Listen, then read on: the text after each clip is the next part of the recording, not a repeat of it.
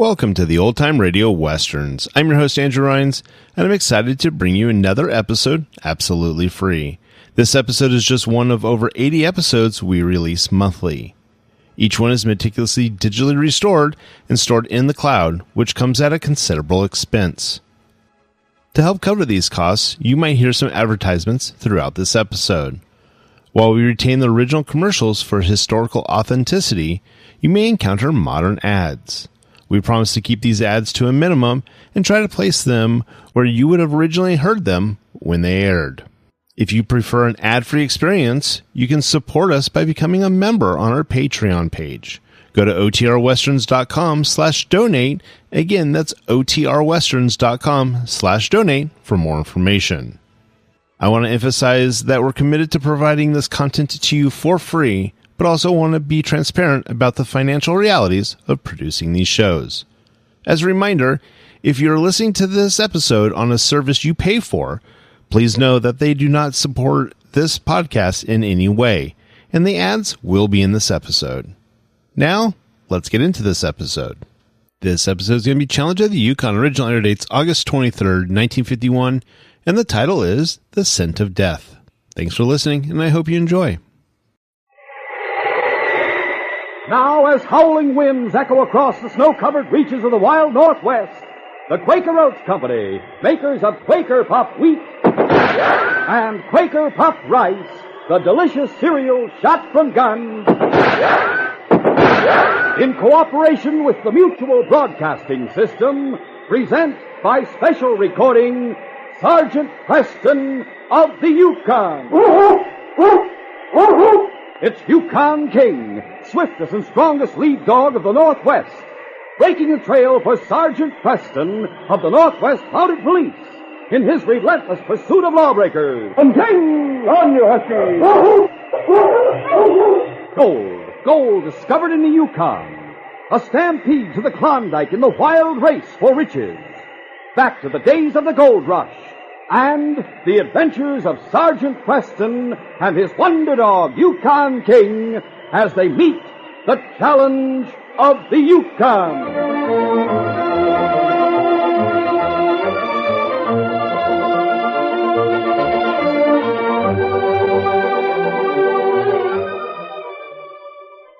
Our adventure will begin in just a moment. Is electricity your friend? Yes, in most cases. It can be a bad enemy, though, if you direct it through electrical wires which have frayed insulation and can result in costly fires. Remember, the electricity in your home should be your servant, not your boss. But careless wiring will help electricity take over. Check the wires on your electrical appliances, lamp cords, and the other items in your home that have electric wires to make sure that the insulation is in good condition and is capable of preventing short circuits and fires. Defective wiring isn't the only way a fire can start in your home either. Don't permit rubbish or waste paper to accumulate. Clean out your cellar, attic, and closets, and eliminate possible starting places for fires.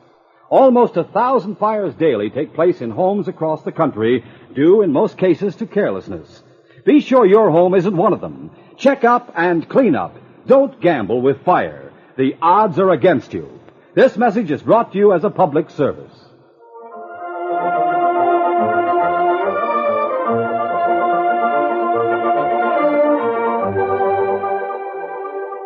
The stranger worked his way through the crowd at the music hall to where Tex Richards, the owner, was standing.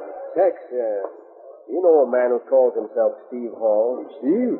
Yes, I know him well. Has he been in here tonight? I haven't seen him.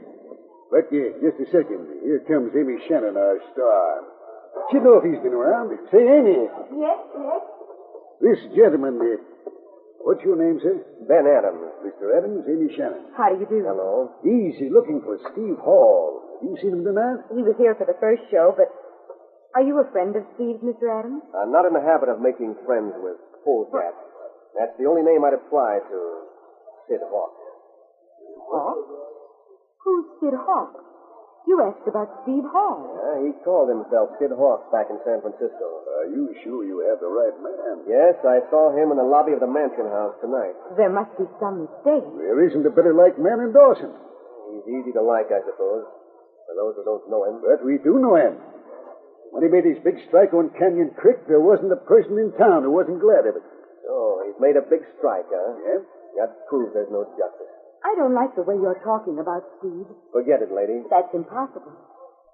Steve and I are to be married. Sorry to hear that. Just what are you insinuating about Steve? I'm not insinuating, I'm telling you. He killed my father. He's a murderer? He cheated Dad out of his savings. Dad committed suicide. As far as I'm concerned, it was murder. You've made a terrible mistake. I don't think so. But forget about it. I'm sorry I bothered you. Heck, it can't be true, not Steve. He must resemble someone else. I didn't like the look in Ben Adams' eyes. We must do something, convince Adams he's wrong. He's gone now. There's Roy Lang. I'm going to speak to him about it. Excuse me. Roy, Oh, well, Amy, it's nice to see you. Perhaps you'll bring me luck. let's sit in that booth. There's something I want to ask you. Anything at all, Amy? It's about Steve. Oh, should have guessed that. There was a man in here just now called Ben Adams. I noticed you talking to him. He was looking for Steve, but he said that Steve was known as Sid Hawk back in San Francisco, and that he was, well, a confidence man. Not ours, Steve. Of course not. It couldn't be. But you knew Steve in San Francisco, so I want you to find Ben Adams and tell him he's wrong. But it's you who are wrong, Amy. I didn't know Steve in the States. You didn't? We met on the way up. But you were his partner. Until you came into our lives. And he must have told you all about himself, where he lived, where he worked. Amy, he hasn't even told you such things, has he? I've never questioned him. I thought you might have. He never encouraged questions. Well, at least we're sure that he's never been a crook. And we must convince Ben Adams he isn't. Steve can do it himself. Will you go to his cabin and tell him about Adams? Warn him? That man may be dangerous. You'd better find someone else. Why? Because Steve and I aren't...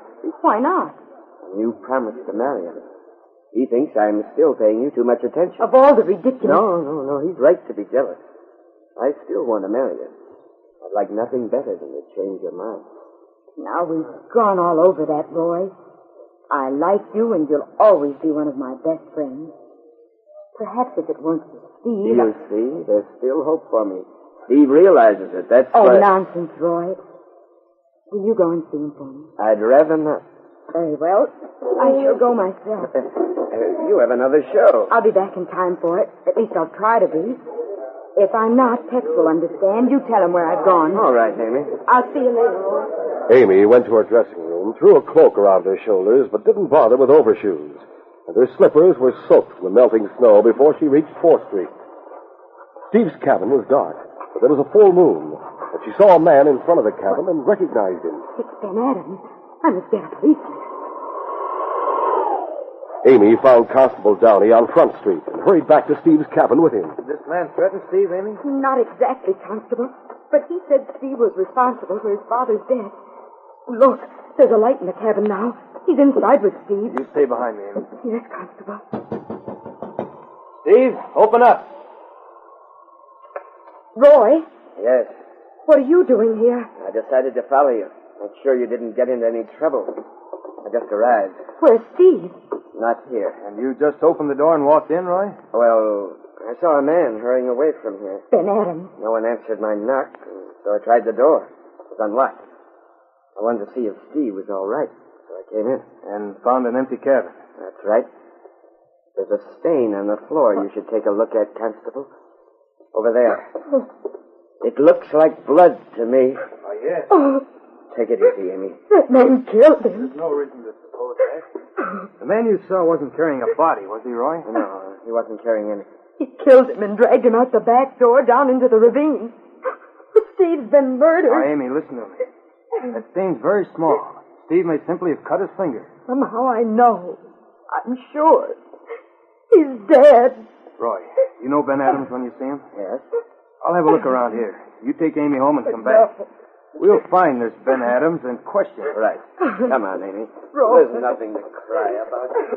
The constable made a thorough search of the ravine and back of the cabin, but there was no sign of any body. When Law returned, they made a tour of the cafes on Front Street. They found Ben Adams in the El Dorado. Downey took him into one of the corner booths and questioned him. Adams, at the music hall this evening, you told Tex and Amy Shannon that Stephen Hall's right name was Hawks. Sid Hawks. Why, I said he's the same man who used to call himself Sid Hawks. After you left the music hall, you went to Steve's cabin. Why, yes. What's this all about? What did you do at the cabin? Nothing. I looked in the window. There was no one inside, so I left. What would you have done if Steve had been at home? I don't know. He was responsible for my father's death. And you intended to do something about it. I wanted him to know he's driven Dad to suicide. But if you're worried about me trying to even the score, you can forget it. I just wanted to tell him that in my books, he's a murderer. You didn't enter the cabin at all? No. There's something happened to him? I'm not sure. If something has, you'll be wanted for further questioning.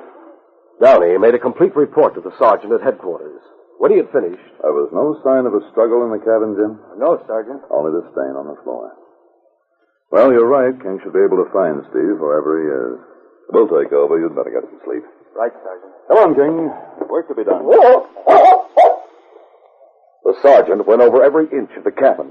There were a number of muddy footprints on the floor. Too many to lead to any conclusion.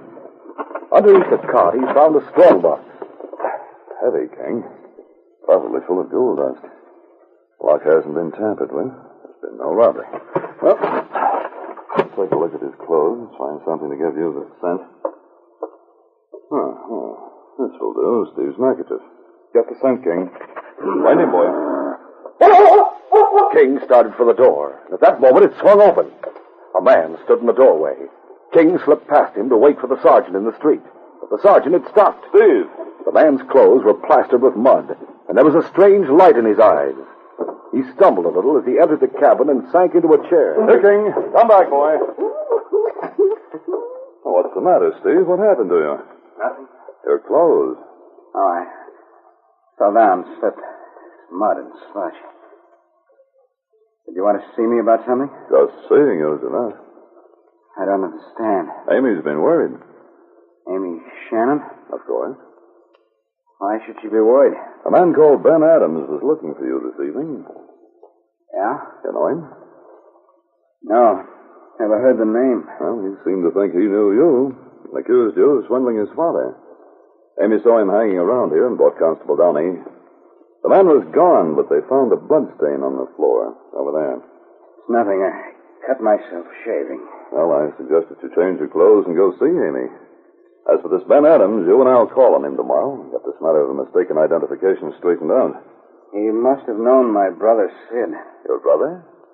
I imagine he swindled people in his time. I wouldn't put anything past him after tonight. Tonight? He's here in Dawson? He was here. Sergeant, I killed him.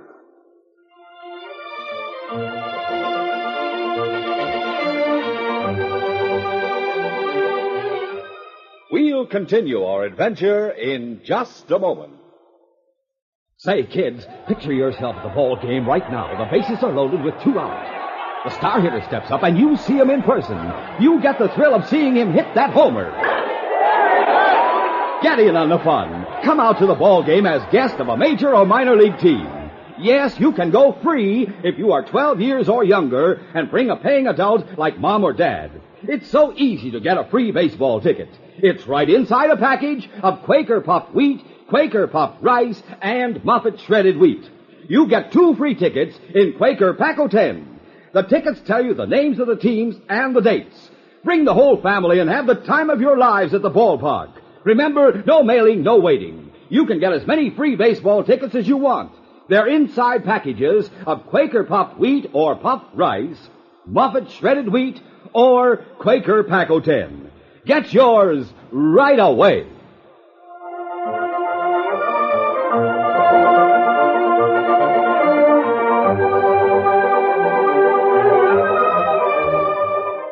Now to continue.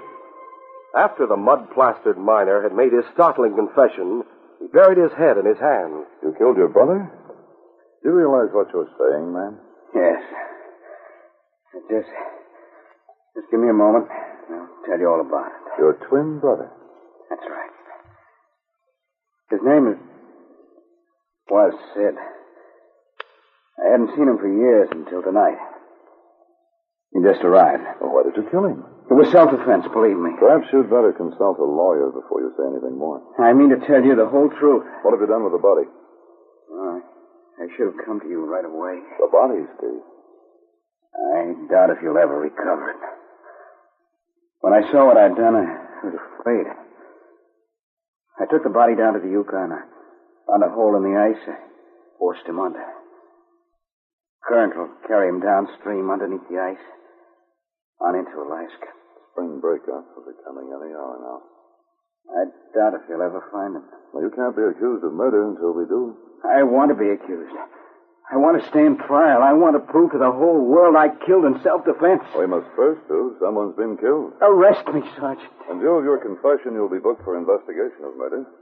If and when the body's recovered, you'll be tried. And I hope you do find it. Find it soon. Better change your clothes, then we'll go to headquarters. Right. Steve's confession created a sensation in Dawson. But it was nearly a month after the breakup, the body he had forced under the ice was found. Sergeant Preston took Steve to Circle City in Alaska Territory to identify him. King howled dismally when the blanket was thrown back. Impossible to identify him. No, Sergeant. Look, chain and locket around his neck. You'll find the initials on it are MG, my mother's initials. Inside the locket, you'll find a miniature painted on ivory, my mother's picture. She gave it to Sid just before she died. He was always her favorite son. I have another picture at home, you'll see. That's my mother's picture in the locket. It was a strange murder trial. There wouldn't have been one if Steve hadn't insisted on it. For the prosecution had to call on the defendant to identify the deceased. Then, after introducing Steve's confession, the Crown rested, and the defendant took the stand. He spoke quietly, obviously making a supreme effort to control himself. But his voice broke when he reached the climax of his story. I offered Sid a job at regular wages. $16 a day. He laughed at me, pulled a gun from his pocket. He said, I don't want your job, I want your claim. I said, have you gone crazy?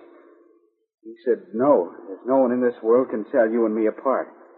I'm taking your place, brother. From now on, I'll be Steve Hall, and you'll be dead. His gun was leveled directly at my heart, and I knew he meant to kill me. I decided to take a chance. I grabbed for the gun and caught his wrist. He was surprised. He tried to pull free, and as he did, he squeezed the trigger. The muzzle of the gun was pointing at his own heart. That's all. He was dead when he hit the floor. There was no cross-examination. The jury required only 10 minutes to reach its verdict. We find the defendant, not him. Steve left Dawson that same day. So did King and the sergeant on their first spring patrol to the north. It was a week later when they returned to headquarters. The sergeant sat down at his desk to make out his report. He opened a drawer. There was a neckerchief on top of the papers. Steve, I put it in my pocket that night and never returned it. King, who was lying at his master's feet, caught the scent of the neckerchief and growled. The scent was familiar. The sergeant had told him to find the man the neckerchief belonged to. And then King remembered. The man had been found, and the man was dead. King lifted his head and howled. Then he dropped his head to his paws again. But the sergeant was staring at him. King, it's only death that makes you howl like that. This necklace doesn't. Sergeant, may I come in? It's Corporal Redding from White Pass. Oh, of course, Johnny. Hello, Sergeant. It's good to see you. It's been a long time. Oh, winter. You didn't say us a visit once. But I'm to be stationed here from now on. Fine. Well, hello. Did Connors make you a present of his neckerchief? Who's Connors? Detective Connors from the San Francisco Police. He came through the pass early in April. He was looking for a confidence man named Sid Hawks. You say this neckerchief belonged to Detective Connors? He was wearing it, or one just like it. I referred him to you, Sergeant. Did he ever get here? I think he did, Johnny. King looked up into his master's face, trying to understand his words. I remember, King. That night when you and I were in Steve's cabin, I picked up this neckerchief from the top of the chest of drawers and took it for granted it belonged to Steve. I let you smell it, boy. And I told you to find the owner. But when Steve came in, you went straight past him and out into the street, waiting for me to follow you. You were going after Detective Connors. What's this all about? Johnny, I'm practically certain that Detective Connors is dead. And that a man named Sid Hawks, who's been calling himself Steve Hall, killed him. Huh? Killed him, then put a locket around his neck, pushed him underneath the ice, trusting to the river to make it impossible to identify the body except for the locket. Then Steve could testify the locket belonged to his twin brother. A brother who probably doesn't exist. Oh, Johnny, we've been fooled royally, but there's one comforting thought. Murder will out. Come on, King. Whoa, where are you going? To find Steve Hall, alias Sid Hawks, to arrest him for the second time on suspicion of murder.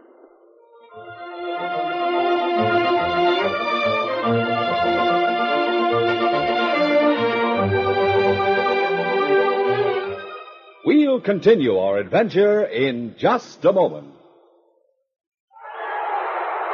Here's to wind up the pitch. The bases are loaded, and it's a two-bagger, and the game's tied up. Say, kids, come out to the ballpark as guest of a major or minor league team. Right now, you can see baseball games free if you are 12 years or younger. Just bring a paying adult like Mom or Dad, and you can get your free ticket immediately. No mailing, no waiting. Free baseball tickets are right inside packages of Quaker Puffed wheat, Quaker Puffed rice, and Muffet shredded wheat. In Quaker Pack 10, you get 2 free tickets. Names of the teams and dates of the games are on every ticket. Remember, the more packages of these delicious Quaker cereals Mom gets, the more free baseball tickets you get. So tell Mom you want to eat lots of Quaker Puffed wheat or puffed rice, Muffet shredded wheat, or Quaker Pack 10. And just think of the fun you'll have at the ball game. Seeing real star players in person and cheering for home runs.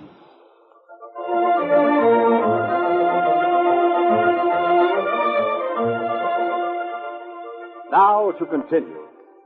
The sergeant soon learned that Steve Hall was still at Canyon Creek. What he didn't learn was that Amy Shannon had rented a horse earlier that morning and had ridden up to the creek. She rode slowly, thinking of many things. It was afternoon when she drew rein on the high banks of Canyon Creek in front of Steve's cabin.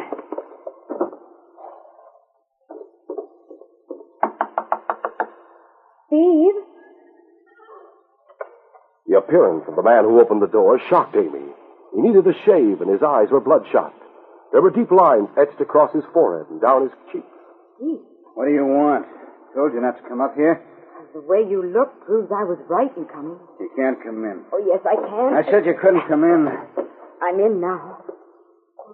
Dear, just look at this place. I haven't cleaned up much. I haven't been feeling well. You don't have to tell me that. What's wrong? These bottles. You gave up drinking. I can change my mind about it, can I? Oh, of course, but don't you realize that if you want to, if you have to drink, that it's wrong for you to be alone? This is no way to forget. And if you told the truth on the stand, there's nothing for you to forget. If I told the truth. Listen, about something we got settled. What? I don't want anyone interfering with my life. I'm not interfering. I'm trying to help. It amounts to the same thing, and I decided it was all a mistake. You and me? We're through. Finished. Is that clear? Yes. Everything is clear now. You're afraid of me. What gives you that idea? Your eyes. You're hoping that I've forgotten something, and you're afraid I haven't. And you're right to be afraid, Steve, because a girl doesn't forget when a man promises her a present. I never promised you anything. Your mother's locket. You lie. Show me 2 lockets, Steve. The one you promised me and the one they found on your brother. I never said anything about a locket. A bracelet. There is only one man. You had it and you put it around the dead man's neck. Was he your brother or was he someone else? Shut up! Someone who knew you as Sid Hawks, perhaps. Now, you're smart. You are Sid Hawks. Too bad you're so smart, Amy. Now you're going to be sorry. Who was the man you killed? A detective. Why shouldn't I tell you? You'll never tell anyone else? I'll tell the whole world. No, you don't. Let go of me. Shut up! Oh! There's no time like the present to get rid of you. You wouldn't dare. There are plenty of people in Dawson who know I came out here today. There are a lot of accidents on the canyon trail, too. When they find you, that's what they'll figure. It was an accident. So Saunders' cabin isn't far from here. Let go of me or I'll scream for help. You won't open your mouth. Oh. You'll scream, will you? Better put you in the cot.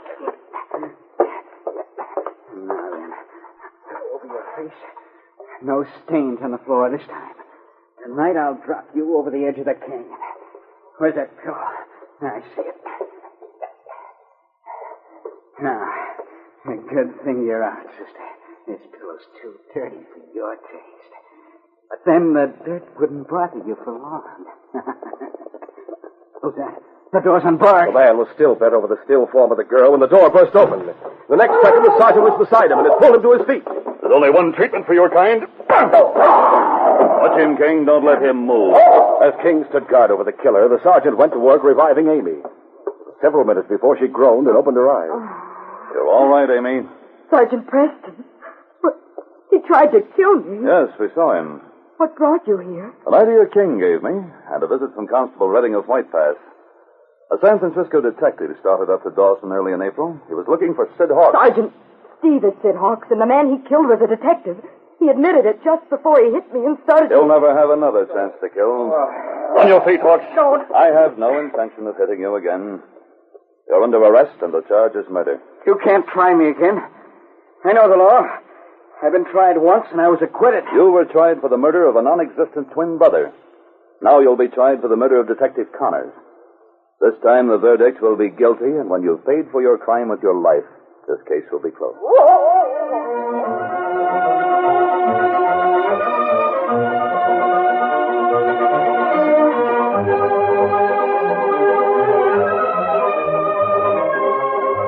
Sergeant Preston will return in just a moment with a word about our next exciting adventure.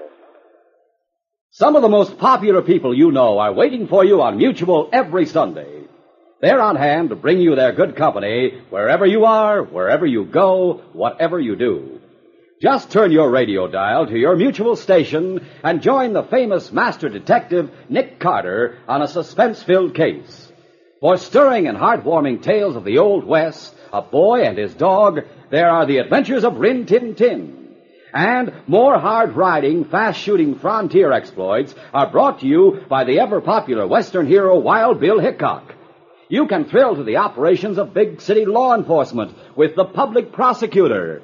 And the famous journalist Bob Considine presents colorful news sidelights in an easy-to-listen-to column of the air. You'll enjoy yourself more when you let your Mutual friends keep you company every Sunday. Hear them every week over most of these stations.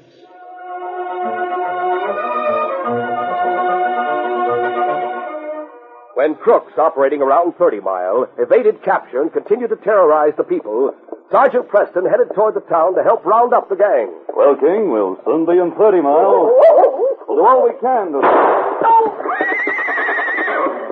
A bullet from ambush has knocked Sergeant Preston from the saddle. Will he survive and manage to track down his would-be killer? Be sure to hear this next exciting adventure.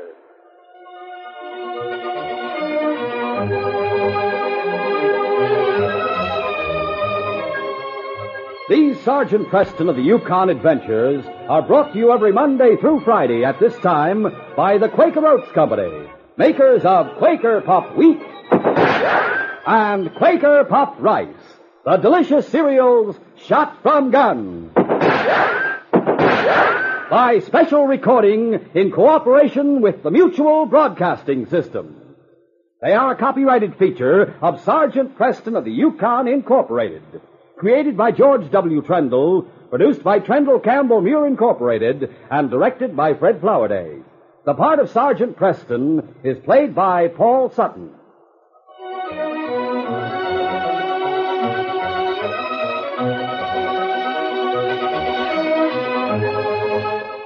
This is J. Michael wishing you goodbye, good luck, and good health from Quaker Puff Wheat and Quaker Puff Rice. So long. This is Mutual, Radio Network for all America.